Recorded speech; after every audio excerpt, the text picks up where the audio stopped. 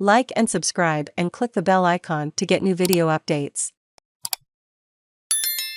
Comedy icon Jerry Lewis fondled women and unzipped. His female co-stars allege another major Hollywood star is being called out for inappropriate behavior as the Me Too movement continues to embolden previously silenced victims of sexual assault.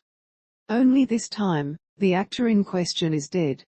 Comedy icon Jerry Lewis, who died in 2017 at age 91, is accused of sexual harassment and punitive behavior by several of his female former co-stars in an investigation published Wednesday by Vanity Fair. USA Today has reached out to Lewis' former manager and his one-time publicist for comment. There has been no comment from any representatives of Lewis' estate, nor its benefactor, Lewis' widow SanDee Pitnick. The most detailed allegations come from Karen Sharpe and Hope Holiday, both of whom appear in a 9-minute video shot by Amy Ziering and Kirby, the documentarians behind a series of films on sexual abuse, including Beau S. Allen v. Farrow. The interviews were conducted by the filmmakers for what seems to be a forthcoming project focusing on old Hollywood's abusive and sexist casting couch approach to show business. Sharpe, 87, describes being cast in the 1964 Lewis vehicle The Disorderly Orderly, and being required to model her outfits for Lewis, then 38 and already a Hollywood titan, having secured a record-breaking $10 million deal with Paramount in 1959 after breaking up with former partner Dean Martin. "He grabbed me," Sharpe recalls. "He began to fondle me. He unzipped his pants.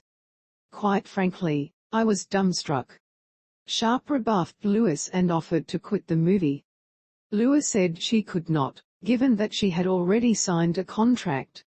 When Sharpe returned to the set to shoot several days later, a crew member pulled her aside and told her that Lewis had decreed that no one should speak to Sharpe. The star himself, she says, required her to rehearse with a stand-in when the cameras weren't rolling. "Lewis never worked with me. He never spoke to me," she says. When shooting was complete, Sharpe says Lewis pulled her aside and offered a confession of sorts. "I honestly don't know how you came to work every day," he said. "You see, I'm sick." Sharpe says she wasn't having any of his excuses. "Is that your excuse for bad behavior? Well, I don't excuse that."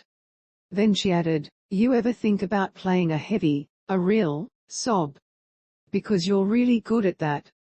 The accusations echo those levied in recent years against a list of once powerful Hollywood men, including convicted producer Harvey Weinstein, accused by dozens of women of abusing his career-making power, alleging he made intimidating sexual advances or raped them.